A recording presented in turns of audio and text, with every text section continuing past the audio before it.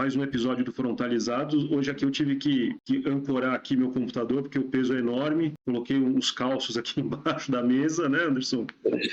Puxa, e aí pessoal, bom dia, boa tarde, boa noite. A gente demorou um pouquinho a voltar, mas estamos voltando aí agora com um episódio muito, muito legal. Tenho certeza que vocês vão gostar, a gente está muito empolgado, porque hoje a gente vai receber aqui uma pessoa muito especial, um privilégio que a gente tem de ter aqui com a gente, o professor Luiz Henrique Martins Castro, professor titular da Neurologia da USP, né? E foi um dos nossos mentores também durante a residência. A gente teve esse privilégio, né?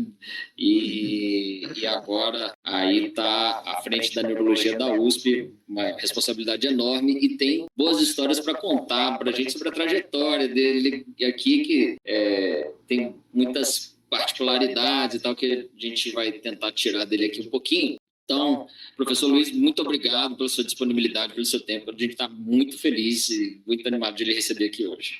Bom, pessoal, eu que agradeço. Assim, eu acompanho o podcast de vocês, já vi algumas entrevistas, espero que eu consiga estar à altura de algumas aí que eu achei muito boas, mas isso é um pouco a missão de vocês, de tirarem alguma coisa boa de mim. Então, esse é o desafio que se impõe agora. Não, com certeza, tem muita história boa aí, a gente vai cavucar aí. Bom, professor Luiz, a gente sempre começa com uma pergunta assim, que é para gelo, né? Antes da gente ir para a neurologia, para contar da sua trajetória e tudo. Assim, imagino que o senhor não deva ter muito tempo livre, mas no raro tempo livre que tem, e porventura tem, o que o senhor costuma fazer, assim? Tem algum hobby? Como é que o senhor usa o seu... Quando não está ligado à neurologia, como está sendo usado o seu tempo? Olha, em relação ao que eu faço no meu tempo livre, eu gosto muito de ter boas conversas com pessoas interessantes. Assim. Eu tenho muitos amigos de várias áreas, assim. Isso acho que é uma coisa que me acompanha desde a infância. Eu adorava ficar ouvindo as conversas dos amigos dos meus pais. Eu ficava escondido na escada, ouvindo as conversas. Mas meu pai tinha uns amigos, alguns intelectuais, alguns médicos, e eu achava meio fascinante esse mundo. Eu gosto também eu passo uma boa parte do tempo com meus cachorros, eu gosto de passear pela cidade, observar arquitetura. Assim, lógico, não dá para andar a pé em qualquer lugar em São Paulo, mas tem alguns bairros que eu gosto muito e gosto de passear por ali. Eu gosto bastante, eu gosto de cinema, tenho tido menos tempo do que eu gostaria de ver. Eu gosto de artes plásticas também, isso foi uma influência quando eu morei em Nova York. Então, essas são as coisas que eu tento fazer no meu tempo livre. Legal, excelente. E só por uma curiosidade, assim, qual bairro que o senhor gosta mais assim da arquitetura que o senhor falou? Então, isso é variável. Eu gosto de passear em Higienópolis, eu acho os prédios de Higienópolis muito bacanas. Eu gosto de passear ali no Pacaembu Sumaré, que me remete um pouco à infância, e eu entendi um pouco de São Paulo da década de 50. Eu passeio um pouco aqui pelos jardins, eu passeio... tem que ser um lugar que meu cachorro possa ir, né? Às vezes eu vou no centro, é meio estranho meu cachorro no centro. E qual que é mais habitável agora, né? Parece que o centro está melhor para cá. A área no centro que está muito assim, muito ativa, né? Ali perto do Copan. Legal. É uma área que tá tendo um revival, assim, né? É muito legal. E são quantos cachorros? São dois cachorrinhos pequenos. Quais as raças? A Carla não vai deixar me ter. É uma raça inglesa, chama Norfolk. Foi inventar essa raça na Inglaterra para caçar roedores. É que nem Yorkshire, né? Yorkshire foi para caçar roedor também, se não me engano. Que é para... Então, mas aí ele é muito ativo, tudo ele quer correr atrás. Legal. Então, é legal essa interação com o cachorro. Eu descobri um pouquinho mais tarde. Mas é legal. Eles são muito companheiros, muito amigos. Assim. É verdade. Uma energia muito bacana. E, professor, deixa eu te fazer uma pergunta. Assim, imagino que, mudando agora um pouco de tema, né? Imagino que na tua formação médica e de neurologista, o senhor tenha tido algumas fortes influências, né? Todos nós temos algumas influências, né? Eu cito lá o meu falecido professor Getúlio, mas, evidentemente, o professor Ricardo Nettini, o senhor foi uma grande influência, o Fernando Koch, enfim. A gente queria saber quem foram as suas influências aí. Conta pra gente. Olha, na faculdade de medicina, eu acho que o nome que me marcou mais foi o professor Juarez Ricardo. O Juarez era um cara que era nosso professor de neurofisiologia, mas ele não se limitou a isso. Ele era um cara muito culto, cara, e as aulas dele eram fascinantes porque ele não era aquele professor que divagava, ele colocava essas coisas na aula e ele fez desenvolver em mim o amor pela neurologia, assim, que eu achava fascinante. E ele conseguiu fazer isso, ele me fez ler o Lúria. Legal. Ele tinha acabado de traduzir Lúria, mas a gente comprou em inglês e a gente formou um grupo de leituras, né?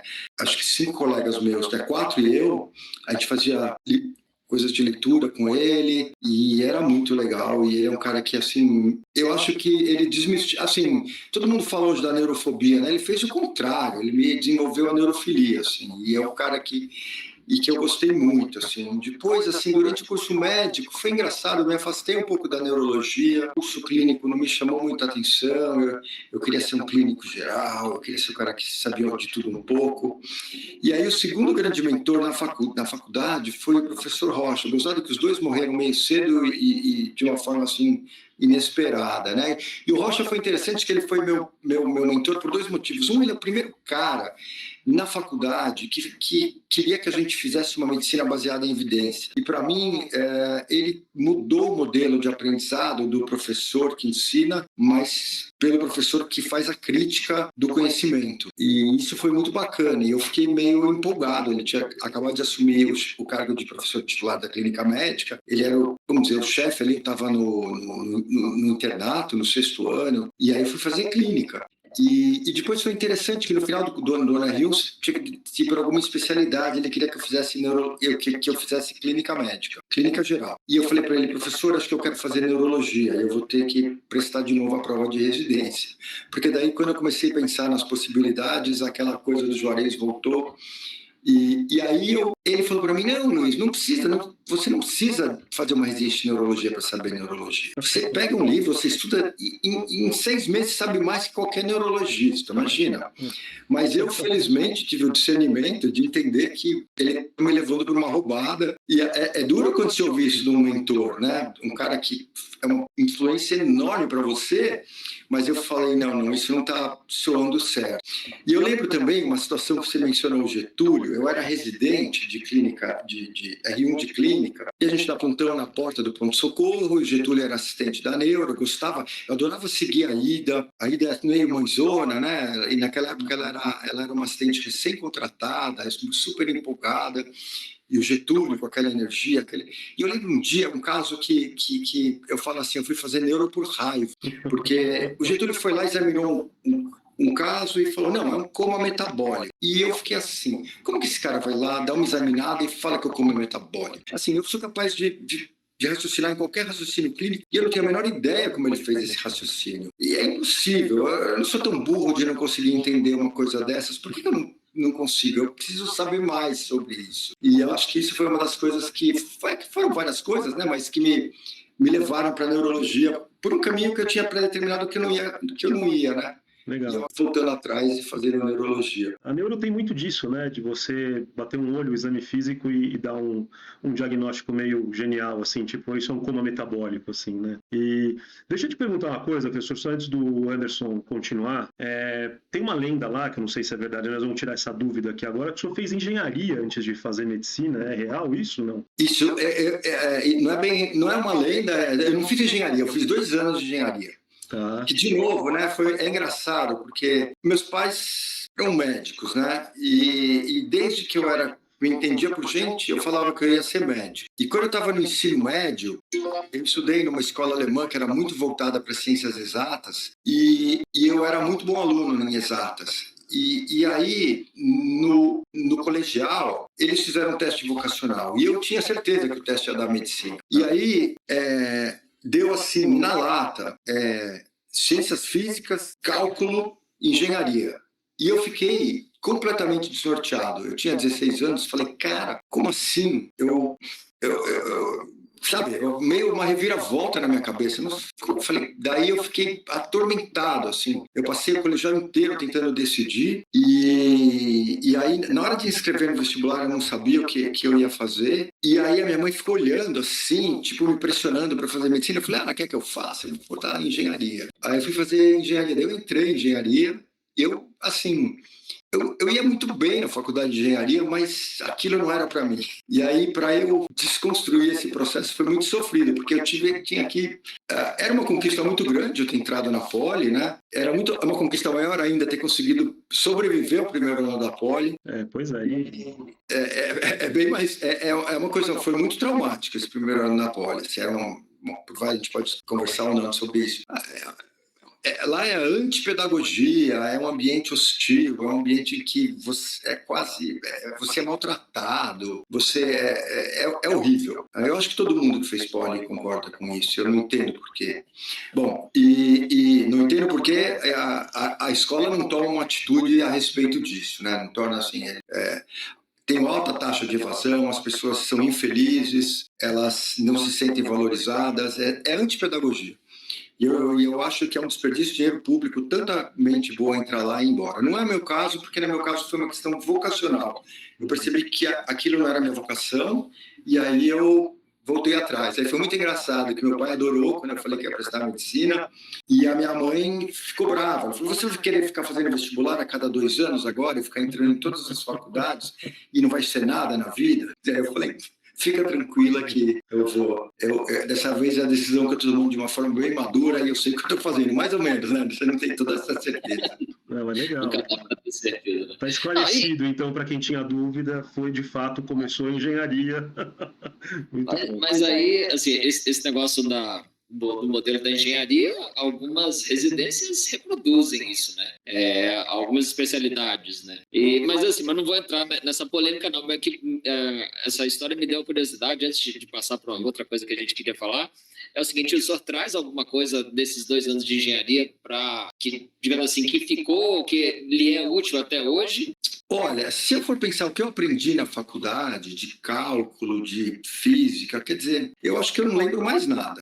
Eu acho que foi uma habilidade que eu desenvolvi ali, mas né, como tudo na vida, tem as experiências, tem você dar cabeçada, você voltar e ir atrás.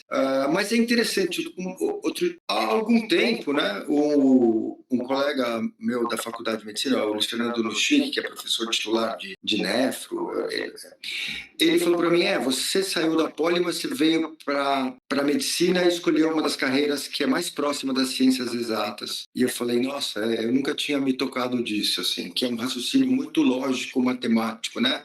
Um pouco como a gente raciocina. Então, talvez isso, secretamente, não sei se foi uma forma de eu encontrar alguma coisa que tinha a ver com alguma habilidade que eu tinha, né?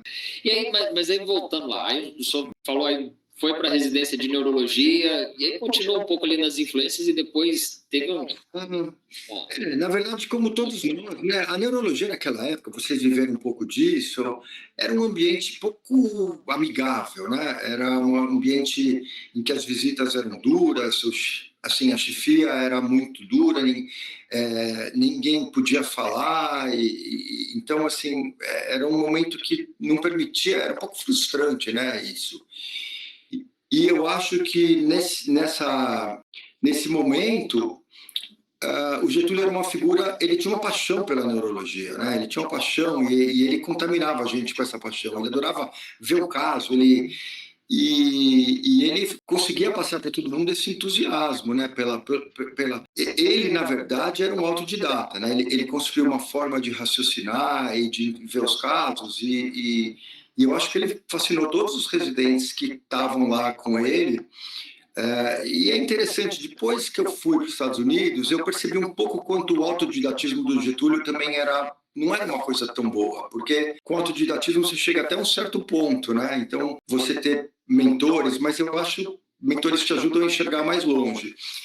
Mas eu acho que é o que tinha, né? Ele desenvolveu isso até porque eram poucas pessoas. O Nitrini era um assistente jovem, eu me identifiquei rápido com ele, era um cara muito crítico, e ele tinha sido preceptor, então ele foi um cara que também acolheu muita gente. A Ida, eu lembro, era uma assistente jovem que eu gostava muito, assim, eu gostava muito de seguir ela no pronto-socorro. Talvez eu esteja esquecendo alguém assim, mas foram as pessoas mais marcantes que eu consiga lembrar, assim. De novo, né, o ambiente do pronto-socorro era um ambiente gostoso de aprender, acho que é até hoje, né? Os residentes gostam muito. Acho que foi isso, né? E aí, dali, o senhor foi para os Estados Unidos logo em seguida? Foi um tempo depois? Como é que foi esse tempo lá? Então, assim, tem uma história familiar. O meu avô fez a formação dele na França, o meu pai fez a formação dele na Alemanha. Então, tinha na minha cabeça que um dia eu ia sair. Eu não sabia exatamente o momento. E aí, eu fui depois da preceptoria. Então, e aí também, na época, para eu conseguir uma bolsa, o professor Milberto fez que eu entrasse na pós-graduação. E eu consegui uma bolsa de doutorado sanduíche. E então foi assim, eu já tinha 32 anos, já estava começando uma carreira, já estava começando a ganhar finalmente um pouco, uns trocados, depois de muito tempo de investir na formação, mas aí eu queria muito ir embora. E também era uma época do Brasil que estava com um clima muito ruim, assim, era o começo dos anos 90, o país, época do Collor, parecia que o país tinha, não sei, para mim também, fui contaminado, achando que o país ia dar errado. Eu fui embora meio querendo não voltar, sabe? Agora eu vou lá com o espírito aberto para não voltar. E aí eu fui, assim, e eu tive muita sorte lá de conviver com pessoas gigantes, assim, eu diria gigantes, em vários aspectos. E eles me surpreenderam um gigante pelo que eu não esperava que eles fossem gigantes, assim. Eu posso dar alguns exemplos. Não, conta isso aí, essa parte aí, gente. O primeiro serviço que eu fui foi do Marcel Mesulan, né, que é o serviço, que é o papa, né, da neurologia cognitiva, um herdeiro direto do Gershwin, e que morreu muito novo, né? Você sabe essa história do Gershwin, né? Ele fundou um grupo de neurologia do comportamento em Harvard e ele tinha alguns discípulos. Eu não conheço, lógico, eu não conheci, mas eu ouvia contar dele. Era um cara muito atuante, que as pessoas adoravam ele. E ele um dia foi para casa depois do trabalho, infartou, morreu e não voltou no dia seguinte. Então, ele tinha 56 anos, um cara super jovem, e ele deixou 2 herdeiros, assim, que eram caras relativamente jovens, né, na faixa dos 30 anos, o Marcel Mesulan e o Antônio Damasio. E aí os dois tiveram também, não sei os bastidores dessa história, uma disputa para quem ficaria em Harvard, o Damasio saiu e o Mesulan ficou. Mas o Mesulan é um cara que me impressionou ele é um dos caras mais inteligentes que eu conheci. A capacidade de síntese, assim, você fazia uma história e ele resumia a coisa em uma frase, assim. Se falava assim, daí ele falava, então, isso aqui. E então assim, e ele sabia desde a ciência básica até como atuar socialmente com. Então, assim, passando pela clínica, pelo exame neurológico, pelo exame cognitivo, pela tomada de conduta, pela compreensão do indivíduo como um ser inserido na sociedade. E ele tinha uma visão muito lógica e clara, assim. Então, sem falar também do modelo que ele criou, né? Eu acho que, talvez pela visão de neuroanatomia aplicada, ele começou a entender o funcionamento do sistema nervoso como redes neurais. Que hoje para a gente é óbvio, mas há 30 anos, ele já tinha, na verdade há 40, né, que o primeiro artigo que ele publicou, eu acho, o Nitrini às vezes me corrige, porque eu falo umas coisas do que eu sei, mas o Nitrini conhece coisas anteriores, mas o modelo de redes neurais para a imunegligência, né, então ele foi um cara. O segundo cara foi o cara que eu tive a sorte de trabalhar, porque daí eu tinha que vir embora, né? Minha bolsa ia acabar, eu tinha que vir embora. Eu falei, não vou embora, eu preciso arrumar um emprego aqui. Aí eu tive muita sorte que tinha uma vaga de fellow com Alan Hopper, que é um dos melhores neurologistas americanos, e eu fui fazer uma entrevista e aí ele me contratou, assim, e eu fiquei assim, ele tinha um fellow, que era teoricamente um fellow de UTI, mas eu ficava com ele o tempo inteiro. Então eu convivi muito na clínica. E o Alan Hopper, ele é um clínico fantástico, assim. No começo era muito engraçado, porque ele é um cara que ouviu uma história, eu acho que ele é um herdeiro direto do Miller Fisher. Ele e alguns outros, o Kaplan, o Alan Hopper, eles aprenderam, e o Miller Fisher era um cara que gostava de conversar com o paciente, de ouvir a história, de fazer o raciocínio clínico e chegar no diagnóstico. E eu vi ele fazendo isso, e eu falava assim, comecei a falar, não, ele está chutando. Não é possível. No começo eu achava, como assim? Mas depois que o cara chuta 10 vezes, acerta as 10, você fala, ele não está chutando. Eu lembro uma vez, ele chegou para mim e falou assim, olha, pediram para ver uma paciente, ela é uma decoradora muito, muito, muito influente aqui em Boston, e ela parece que ela se separou e está com alguns problemas, e está tendo dificuldades cognitivas, você pode ir lá dar uma olhadinha nela, que eu estou meio ocupado, depois eu vou ver. Aí eu fui examinar a paciente, eu tinha feito um ano de fellow com a Exulan, né? E ela, assim, ela chorou grande parte da consulta, que ela não estava conseguindo raciocinar, e ficou muito claro que ela estava tendo um déficit neurológico progressivo e rápido. E aí eu pedi vários exames, pedi um eletro. Naquela época a gente não tinha ressonância, né? E aí eu falei o caso para ele olhou o eletro, ele olhou para minha cara e falou, vamos ver essa paciente. Aí ele entrou no quarto, começou a conversar com ela, e aí ele falou assim, ele pegou uma revista de decoração, que tinha uma foto de interiores, assim, falou, o que tem aqui? E ela falou, eu não consigo enxergar, eu não estou vendo, eu não sei.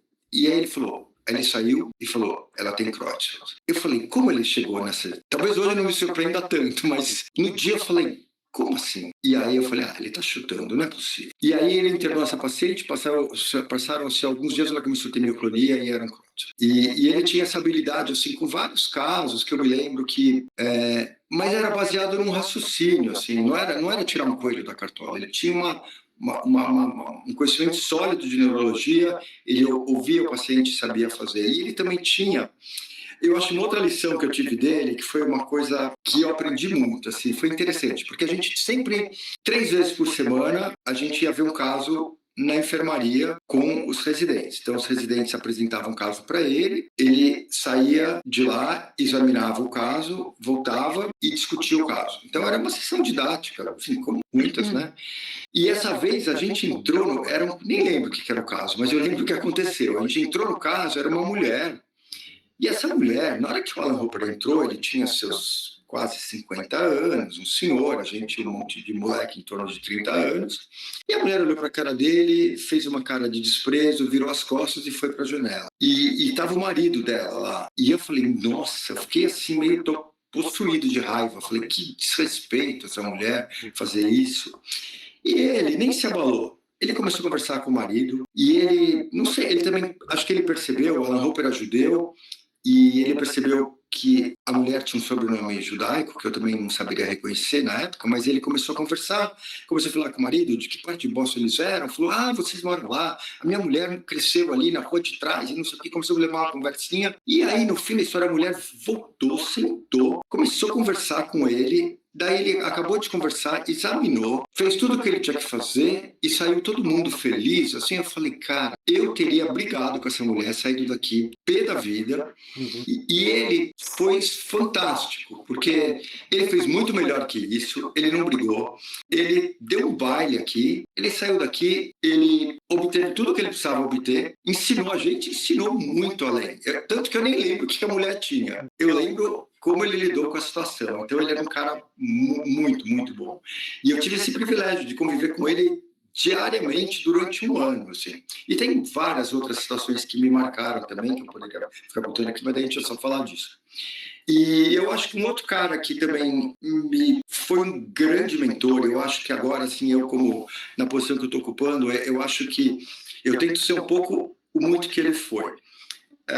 Que é o Lewis Rowland. Ele era um cara assim, bom, ele já era um cara de uns 60 e poucos anos nessa época, mas assim, o que para mim era o mais... Ele era extremamente respeitado e extremamente querido. Então, assim, isso é uma coisa... E ele era um cara muito, muito dócil. Um cara, assim, que se você precisasse de uma coisa, você ia recorrer a ele. Então, assim, eu acho que para mim ele é um modelo de um chefe de um departamento grande. Legal. Porque as pessoas sentiam que podiam falar com ele e ele ia ajudar caminhos. Ele não passava por cima de ninguém. E eu tenho também uma situação com ele, porque na residência a gente passava, eu já contei várias vezes isso, mas são coisas que me marcaram.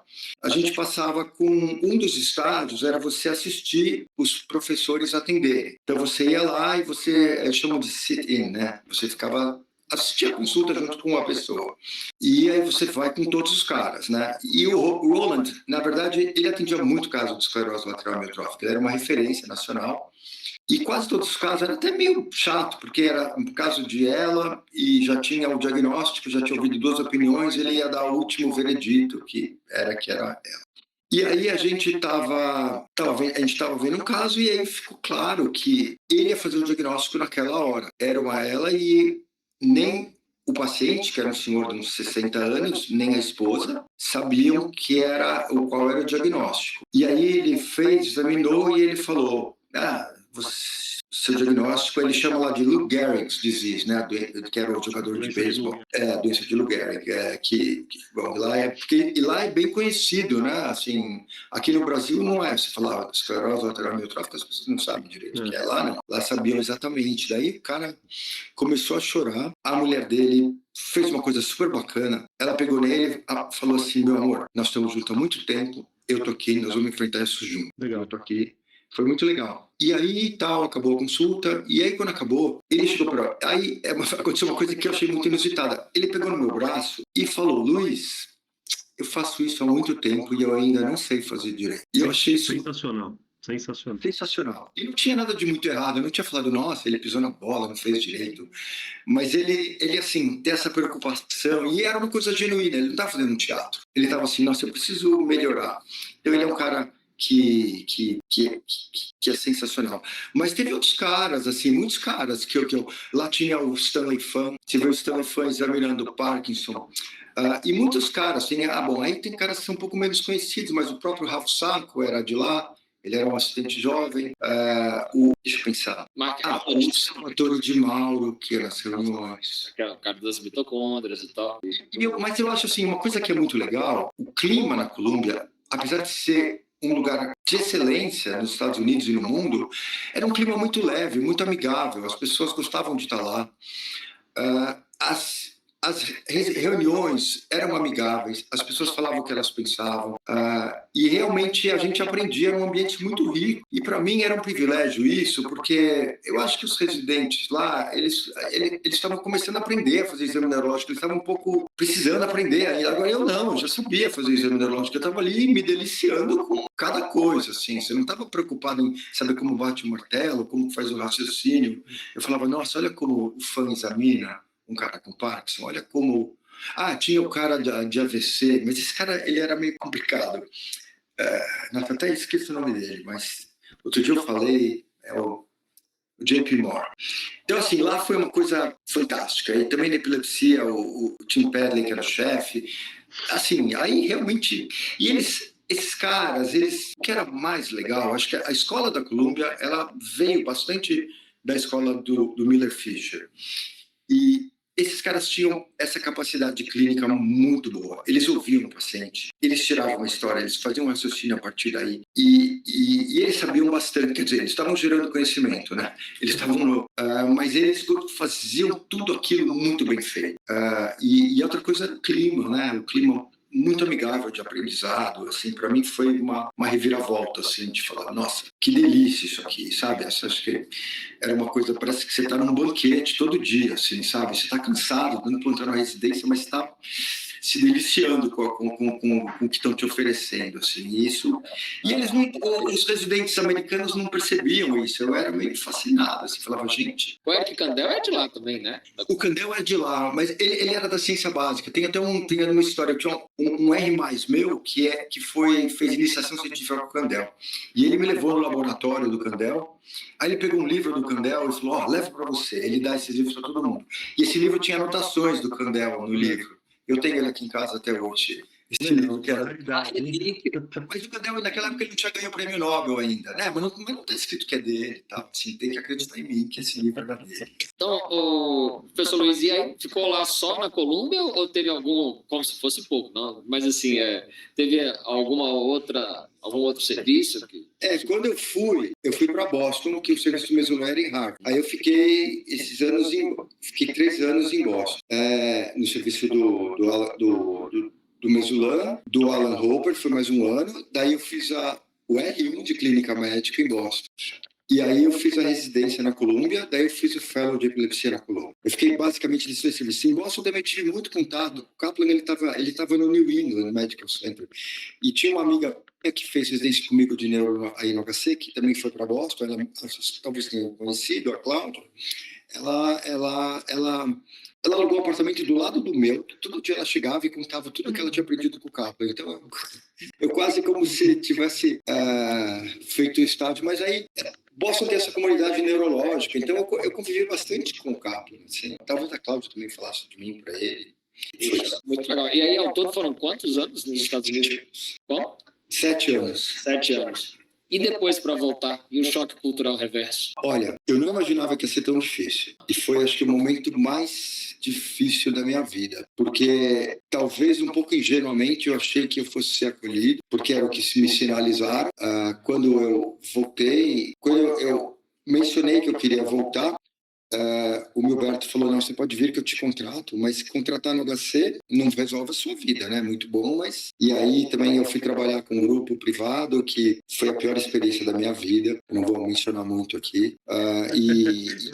Não precisa mencionar, fica tranquilo.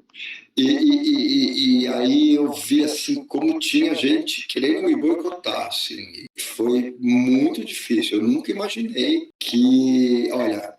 Eu vou dar um exemplo que teve uma pessoa que chegou a dizer que a minha formação era inadequada. Aí, assim, quando eu cheguei foi horrível, assim, sabe? Tinha prometido que eu ia trabalhar, depois de em 2 meses, sei lá, me demitiram, falando que eu não tinha uma formação adequada, e eu fiquei sem emprego, aí eu estava no HC, e eu fiquei assim... O pior é que eu já tinha feito todo um processo mental de voltar, assim, 3 anos antes de eu voltar, eu fui me organizar, assim, e realmente eu decidi que eu queria passar o resto da minha vida aqui.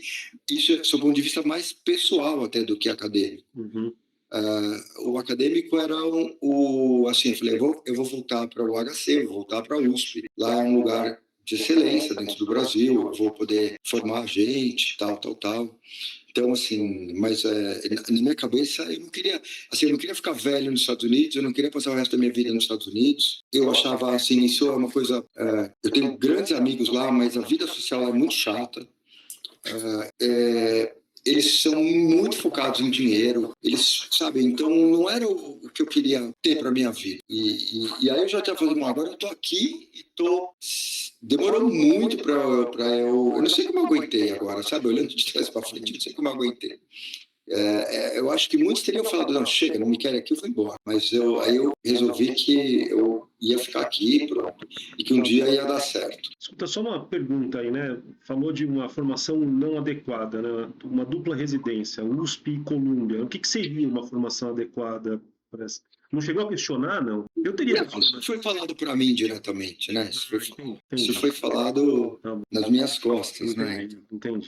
Mas eu também... Uma pessoa que eu ouço falar que volta e que tem um muito próximo aí, inclusive, que acabou, inclusive, voltando de novo para os Estados Unidos, mas que ficou meio chateado com a receptividade. Acho que as pessoas se sentem, de alguma forma, coagidas, né? Por uma pessoa que vem de fora com capacidade técnica, né, e trazendo experiência do exterior, não sei. Bom, mas, professor, eu só queria falar uma coisa, assim, realmente, assim, o professor Milberto, ele me acolheu. Ele, nesse contexto, quando houve esse conflito, chegaram a pedir para ele que ele me demitisse do HC. Uau!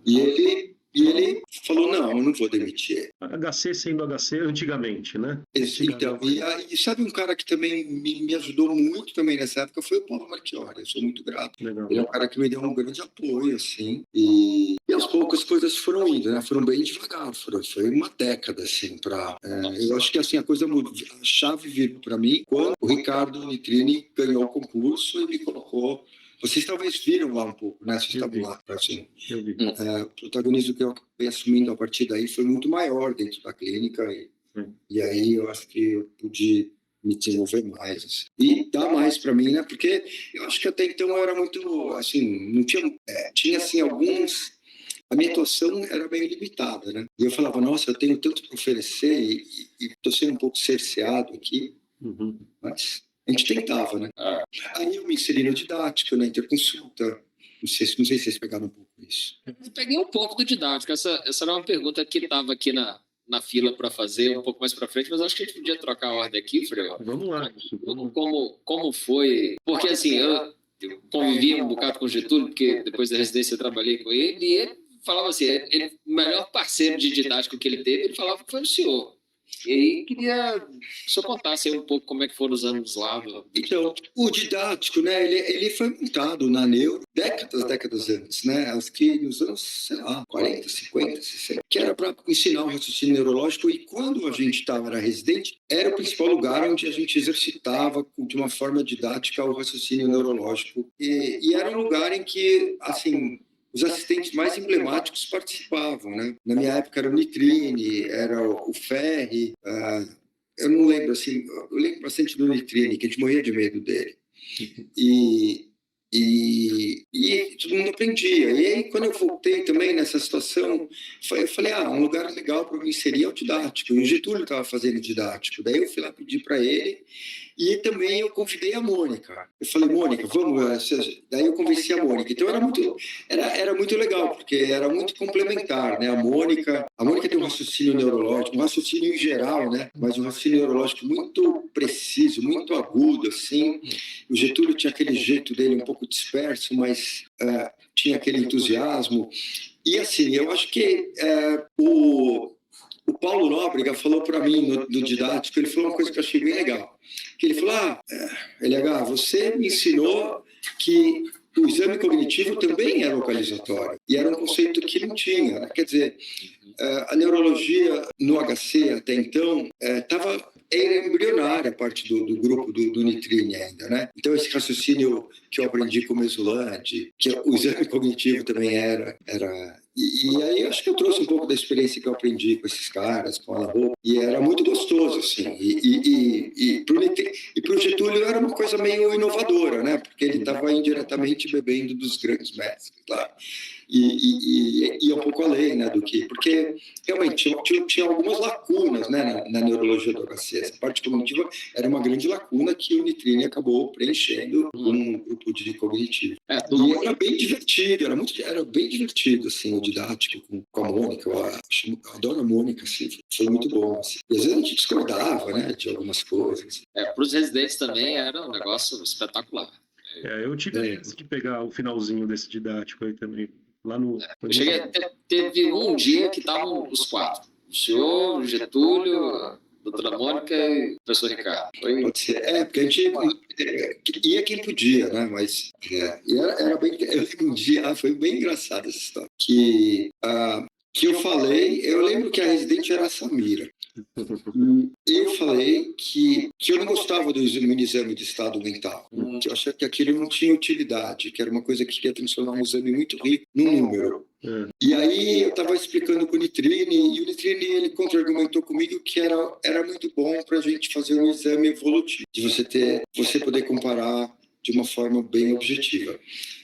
E aí, depois a Samira me mostrou uma foto, você explicando para o Nitrine que o Mini-Mental era o exame que você não gostava. E eu estava falando com o Nitrine, assim, então era legal, o clima era bem amigável, assim, apesar de a gente poder falar coisas desse tipo, né? Falar que o exame... eu lembro com a Mônica também, a gente teve uma discussão sobre se o fenótipo definia a proteinopatia, que ainda é atual, né? Bem legal. Mas nós estamos falando de quantos anos atrás? 15? Legal. Mas eu terminei a residência há 15 anos. Por aí, então. E era isso, assim, né? Porque como o que definia... Era muito legal. Era muito legal. E era, assim, era um clima muito amigável também, né? Não sei como os residentes percebiam isso, né? Mas... Era o ponto alto da semana, sem dúvida.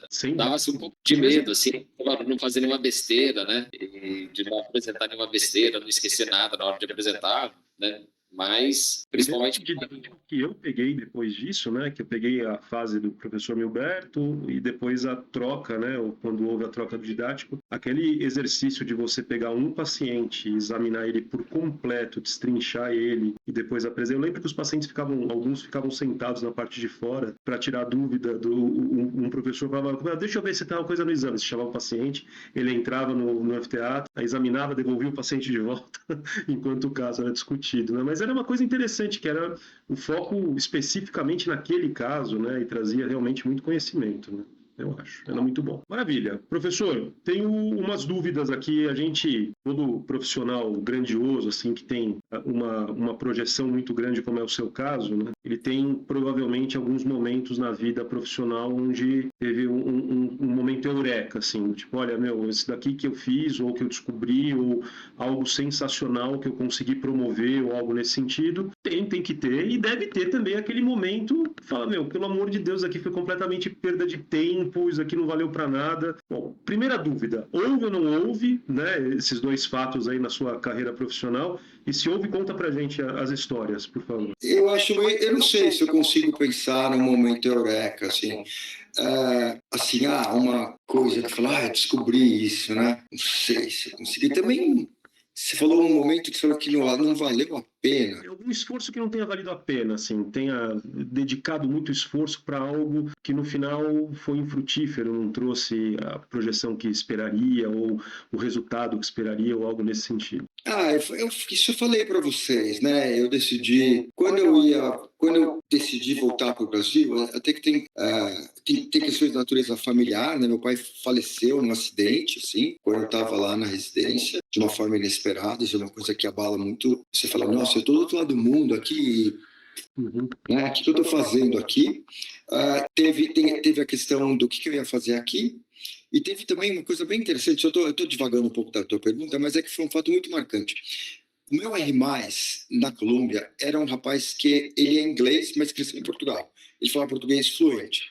E ele veio comigo nas férias. E era na época que eu estava morrendo de dúvida se eu continuava nos Estados Unidos ou se eu voltava para o Brasil. E ele, quando a gente voltou, a gente passou aqui 2 ou 3 semanas, e ele falou, nossa, Luiz, no Brasil você é outra pessoa. Você é mais descontraído, você ri mais, você é mais divertido. E ele me conhecia super bem, eu fiquei chocado com isso. E foi, acho que, o peso que virou para eu decidir voltar. Que era a questão, o que adianta eu ficar lá sendo uma pessoa que não sou eu, né? Porque eu me toquei.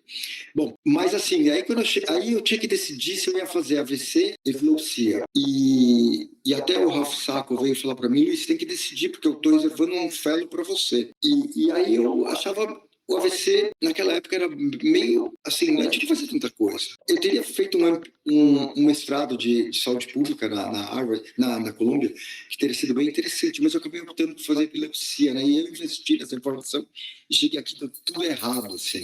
Eu poderia falar aqui várias histórias de humilhação que eu passei, falei, gente, e agora? Mas depois eu falei, quer saber? Mas nada disso é totalmente igual, mas foi muito, muito difícil. Assim. Eu passei os 3 anos assim, falando, cara, ganhava mal, sabe, lutando para ter um consultório minimamente cheio, com uma pressão, assim, com muita fofoca por trás, falando mal de mim, assim, inclusive, no mundo da epilepsia tem gente que acha que eu sou um carrasco até hoje, porque foi feita uma imagem de que... E é um ambiente até hoje muito hostil. E daí eu falei, será que vale a pena? Mas aí, assim, o que eu penso que valeu a pena? Eu acho que o fato de eu aprender, de saber bem a epilepsia, beneficiei muitos pacientes. Muitos pacientes. Tanto no meu consultório quanto no HC. E aliás, aconteceu uma coisa no HC que eu acho uma das coisas mais gratificantes da minha carreira. Eu fazia aquele ambulatório de epilepsia, depois fiz muito tempo, e depois que o Nitrine veio, eu comecei a ir menos e fiquei um tempo sem ir. E um dia eu fui lá numa sexta, às vezes eu ia, e aí uma paciente que eu nem conhecia, ela me pegou, assim, eu entrei no ambulatório, ela falou, doutor Luiz, que bom ver o senhor não tem ideia, eu rezo para o senhor toda noite. Graças ao senhor eu me livrei da epilepsia. Graças a mim não, né, mas ela... tinha essa gratidão enorme, que ela tinha uma paciente operada, que ficou sem crises e tal. Falou, nossa. Aí se eu ouvi uma vez isso, fala, não, valeu a pena. É gratificante. Realmente, assim, era uma coisa muito inesperada, porque era uma paciente... E eu nem lembrava dela, assim. Eu falava, nossa, ela reza por mim todo dia aqui. Tem alguém que reza por mim. Mais ou menos nessa linha, assim, do que o senhor mais se orgulha, assim, ao longo da sua trajetória? Putz. Olha, eu acho que assim, talvez... Às vezes uma só é difícil, mas algumas coisas... Não, mas eu acho que o principal, assim, se eu pensar assim, eu acho que eu me orgulho de ter conseguido de entregar muito do que eu aprendi para os residentes. E eu acho que eu contribuí bastante para a formação de muitos neurologistas e com coisas que eu tive o privilégio de aprender desses grandes mestres e, indiretamente, eu consegui transmitir isso para muita gente. É óbvio que no HC a gente é muito privilegiado, as pessoas que vão lá são muito boas, elas já são muito selecionadas, elas estão ávidas por aprender, mas eu me orgulho de ter essa chance de ter conseguido transmitir esse conhecimento, que é uma coisa que vai, né, vai se fragmentando e vai se disseminando pelo país, né? Você vê vocês aí em Salvador, o grupo de Fortaleza, não foi só eu que influenciei eles, é claro, o Breno, sei lá, estou pensando em um monte de gente, tem gente no Paraná, né? Isso era uma coisa que me angustiava mesmo, assim, quando eu pensava em voltar, eu falava, não, sabe, eu acho que vou fazer mais diferença no Brasil, aqui nos Estados Unidos você mais um estrangeiro que se deu bem, eu acho que no Brasil o impacto que eu vou ter vai ser diferente, sabe, mesmo você pode ter um índice H menor, você vai publicar menos, você não vai ser conhecido em congressos internacionais, mas é um troco que a gente leva ao país da gente. Eu acho isso muito, muito legal. É um efeito borboleta aí, né? Vai espalhando. Isso é legal mesmo. Legal. Com certeza contribuiu para a minha formação, com certeza para o Frio. Foi muita gente mesmo, viu? Muita No HC, assim, muita gente contribuiu para a formação de muita gente, né? Isso é legal, isso é muito legal. E o contrário, assim, algo que o senhor se envergonha, assim? Vergonha? Então, vergonha. Pode ser uma anedota também, assim, Tô tentando pensar. um mico aí que dê para contar. Tem uns micos que não dá para contar, né? Um mico que dê para contar. A pergunta do que se orgulha tinha que ter sido reformulada, Anderson. Além de ser professor titular, né, o que mais te orgulha? Eu acho assim, talvez uma coisa que eu acho que eu vou fazer uma crítica, às vezes eu sou meio bravo, assim, né? Eu sou meio chilique, assim, né? De vez em quando até. E especificamente na neuro, assim, eu acho que a secretária deixa a gente enlouquecido às vezes, né? Porque eu é um chilique, assim, que eu depois falei, gente, por que eu fiz isso? Porque que parece assim que a gente não sabe se elas estão fazendo aquilo para boicotar a gente, porque... E aí é uma coisa que é meio chata mesmo, né? Mas é difícil. Quando eu cheguei no Mesulam, aí ele me recebeu e ele falou, agora você vai lá e fala com a minha secretária, né? Aí eu já fui esperando uma secretária estilo HC, né? E aí foi uma reversão, a secretária dele era uma pessoa assim, sabia tudo. Na época ele pegou todas as separatas dele e orientou tudo. Eu falei, gente, isso aqui funciona de outro jeito. Ela escrevia os grants para ele, ele falava a ideia e ela punha no papel. E ela naquela época fazia a organização da citação bibliográfica. Eu fiquei assim meio maravilhado. E talvez quando eu voltei no Brasil, aí ficou muito gritante essa coisa, assim. E aí, esse dia que eu perdi a paciência, eu acho que eu podia ter passado sem essa. Tá bom, é justo. Não, mas tem uma justificativa, né? Tem uma história por trás. E, professor, deixa eu te fazer uma outra pergunta aí, que é interesse meu, do Anderson e provavelmente de várias pessoas que estão ouvindo, né? A gente também costuma fazer essa pergunta para a maioria dos nossos convidados, né? O que o senhor acha que é necessário ter, ser ou saber, ou qualquer outra coisa, o que é necessário para ser um bom neurologista? Bom, além de, lógico, você ter o conhecimento da disciplina, eu acho que uma coisa muito importante é você saber escutar o paciente. Essa escuta qualificada, você tem que aprender a desenvolver. E eu acho que isso é o que diferencia um bom neurologista de um neurologista qualquer. E eu acho que é um pouco do que eu falei para vocês, do Alan Roper, dessa escola do Miller Fisher, né? Eles sabiam, eles tinham um verdadeiro prazer. Eu acho que eu não conhecia o Miller Fisher, mas o que a gente ouvia das pessoas contarem era essa capacidade de ir lá e escutar o paciente e tentar, pela história, entender o que estava acontecendo. E ele criou muito conhecimento neurológico através dessa escuta qualificada. E eu acho que é um grande desafio, né? Porque a gente tem uma vida corrida, tem que fazer as coisas e tem muita pressão para a gente. É cansativo o nosso trabalho, né? Mas eu acho que isso que também é a graça, né? Por isso que a gente se diverte fazendo o que a gente faz, né? Skill, né? Um soft skill a ser talvez desenvolvido. O senhor acha que isso é intrínseco, assim? Tem que ser treinado. Eu acho que ele é desenvolvido. Acho que não é uma coisa que você precisa ter mestres para desenvolver isso. Porque nem todo mundo é um Miller Fisher, né? Para ouvir, mas você aprender a fazer isso e depois depois você vai aplicando e vai criando o seu jeito, né? Eu acho que isso foi uma coisa que me enriqueceu como neurologista. Eu acho que isso eu acabei desenvolvendo lá fora e é uma coisa que eu tento trazer, assim, um pouco. Eu não sei o quanto eu consigo trazer, mas... Traz bem, e é impressionante como é que a gente consegue, né, aprender medicina observando outros médicos, né? Assim, é impressionante, né? A gente vai desenvolver. Mal, né? É verdade, para o bem e para A o gente mal. também fala isso, eu não quero fazer desse jeito, né? É verdade. Isso também, a gente aprende também isso. Meio que um currículo implícito, assim, né? Essa convivência, assim. Às vezes você começa a copiar, meio sem querer, até o jeito do cara andar. Então, quando eu terminei a residência e fui trabalhar com Getúlio fora, aí a Mônica Haddad virou para mim e falou assim, não vai virar um filhote de Getúlio, não precisa começar a falar igual ele. É verdade, a gente tem gente que... eu posso pensar em alguns exemplos, assim, de pessoas que meio reproduzem o seu mentor, né? Isso, né? Mas é bom ter alguém como a Mônica que fala, não vai fazer assim, porque você não precisa fazer isso. Aí, só pra você assim, também não vai ser um filhote de Mônica, vai ser você. É isso, né? Mas você é uma mistura de tudo isso, né? Legal. Professor, outro exercício que a gente faz aqui também, que esse eu acho que particularmente é o que eu mais gosto, né?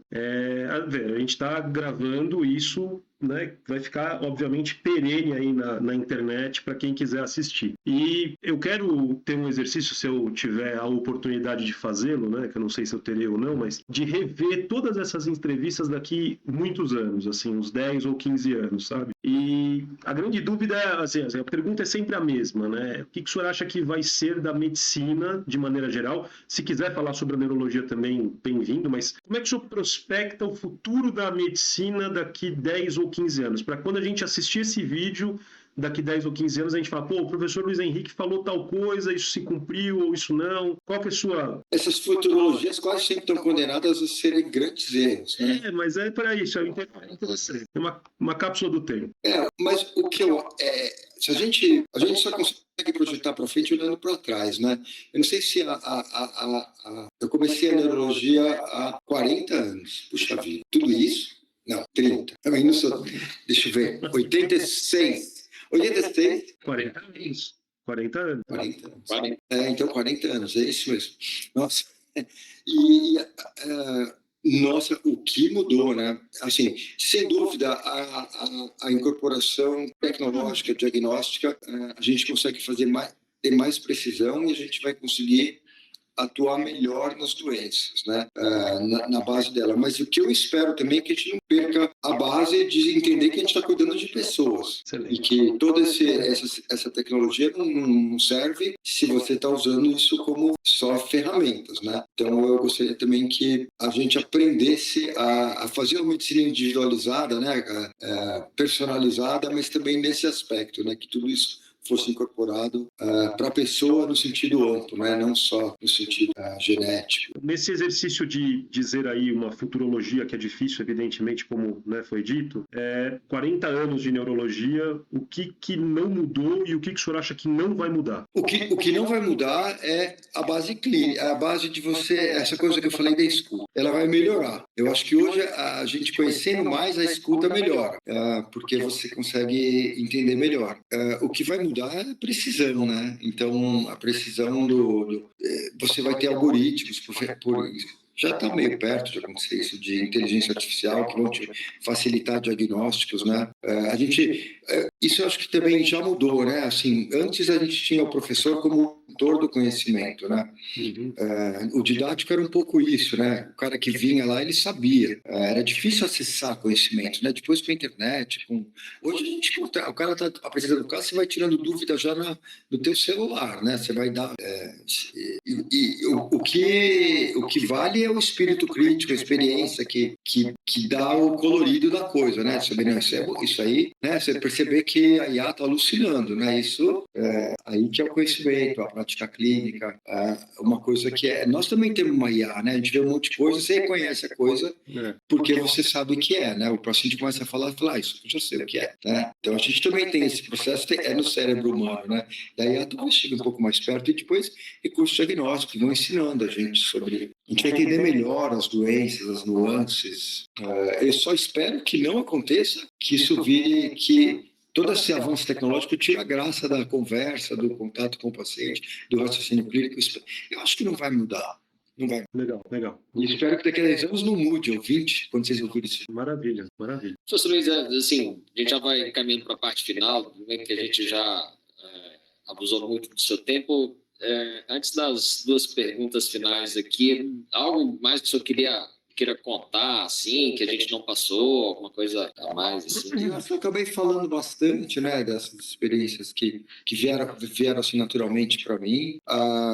Eu acho que, assim, talvez só reiterar uma coisa, assim, acho que a gente não deve ceder às adversidades. Tem hora na vida da gente que parece que vai dar tudo errado, sabe? Cara, quando eu voltei, falei, cara, eu investi tanto, eu sei tanto, eu tenho... E aí, sabe, então, assim, mas aí você falar assim, não, dias melhores virão, isso aqui, a gente tem que acreditar na gente, tem que... E também não se tornar uma pessoa amarga por causa disso, ou revoltada, assim... Tenta levar para o bem, e vai ter momentos difíceis, vai ter momentos que você não vai ser reconhecido, vai ter momentos que parece que deu tudo errado. E eu lembro uma vez, isso é uma bobagem, mas eu lembro que isso me impactou. Saiu uma lista dos 10 melhores neurologistas de São Paulo, né, numa revista aí, e meu nome não estava lá, né? Eu falei, caramba. Eu lembro disso. Foi na Veja, eu lembro. Era Veja, então, eu falei, cara, eu olhei os nomes ali e falei, poxa vida, o que eu fiz de errado? Essas listas de 10 mais sempre são terríveis. Não, mas eram bons. Tinha várias pessoas, os melhores neurologistas de São Paulo estavam lá. Para Eu complicar. nem lembro quem estava, para falar a verdade. Né? Eu lembro de alguns, mas não vou falar, não. Talvez os óbvios, né? Bom, e uma coisa que a gente sempre pede aqui é dica cultural, assim, um livro, um filme, o senhor falou que gosta muito, ou uma série, ou até mais de um, que esteja aí. Eu acho que você falou aqui, o que veio na minha cabeça agora, os filmes do Almodóvar, principalmente os todos, assim. O Almodóvar é interessante, né? Porque ele... A primeira vez que eu vi um filme do Almodóvar, eu estava no R1 da Neuro. E ele tem mais ou menos a minha idade. E a trajetória de vida dele, no sentido, assim, a Espanha era uma ditadura, e aí caiu a ditadura. Os momentos, o mundo, né? Também acho que foi muito no paralelo. E ele é um cara totalmente reconhecido, e ele foi se tornando mais sofisticado com a idade, né? Então eu acho que... E eu adoro ver, assim, eu não perco um filme dele, e eu gosto muito dos filmes da maturidade dele, e que às vezes tem muito a ver com um pouco com a minha história de vida, assim, né? De momentos do mundo, da relação profissional, porque ele coloca muito o alter ego, é um personagem que representa ele, mas não muito, e que tem muito contexto clínico. Ele faz isso de uma forma estética muito agradável, ele era muito engraçado, tinha um humor muito cáustico no começo, e agora ele tem uma sensibilidade muito sóbria, muito sofisticada. Então, assim, para quem tiver o tempo de assistir assim, o que ele fez, assim, é uma coisa que eu gosto muito. Assim. Muito bom, muito bom. E para a gente finalizar, a gente também parafraseando, aí, copiando, fazendo um plágio, na verdade, né, Anderson, de um programa aí que eu gostava muito, acho que o Anderson também, e de uma pessoa que a gente gostava muito, né? Professor, o que é a vida? Putz, cara, sabe que é curioso? Porque ontem eu li um negócio que é assim, que a vida é um presente que o universo te dá pra gente, de ter uma experiência individual cheia de problemas, dificuldades e de coisas maravilhosas. E que é uma coisa com uma duração limitada, mas é um baita privilégio, né? De você ter essa viagem por o tempo e você conseguir experimentar tantas coisas e coisas difíceis também, coisas maravilhosas, né? Seja sob o ponto de vista de prazer, assim, das diversas formas e de conhecer e entender um pouco dessa coisa. É um privilégio, um privilégio. E eu acho que a gente tem que saber aproveitar isso, porque senão você passar a vida amargurado ou perder a oportunidade de desfrutar do privilégio que a gente é oferecido, né? De repente ela passou e a gente não soube desfrutar. Né? Excelente, excelente. Tem um conhecido meu aí que fala que viver é diferente de estar vivo, né? Pois é. Pois é, legal. Mas eu queria agradecer de novo a tua presença, ter disponibilizado o teu tempo. A gente sabe o quanto que é corrido, o quanto que é honroso pra gente tê-lo aqui. Não é qualquer coisa, né, Anderson? Na verdade, é uma baita honra. É um privilégio, fica como mais um desses momentos bons que a vida nos presenteia. Legal. E essa conversa muito contigo. obrigado de coração, pessoalmente te agradeço, de coração. Acho que vai ser muito engrandecedor. Eu não tenho dúvida que vai ser um dos top 10 aí, nosso. Talvez aí um dos top 3, acredito eu. Muita história boa. Muita história boa. Só acho que vai te dar um trabalhão para editar e eu vou falar para você, eu detesto me ver falando, então eu nem vou assistir, viu? Nada contra, mas eu tenho um desconforto de me ver. Acho que eu poderia ser um artista de televisão, assim, bom, acho que eu não gosto nem de me ver assim numa foto, então eu não vou assistir, não. Mas a gente pede para os outros assistirem e te contar como é que foi. Pode ser pela opinião dos outros. Muito obrigado, professor Luiz. Falou, gente, um grande abraço aí, obrigado pelo convite, foi muito gostoso aí. Muito obrigado. Boa noite, obrigado. Tchau. Tchau.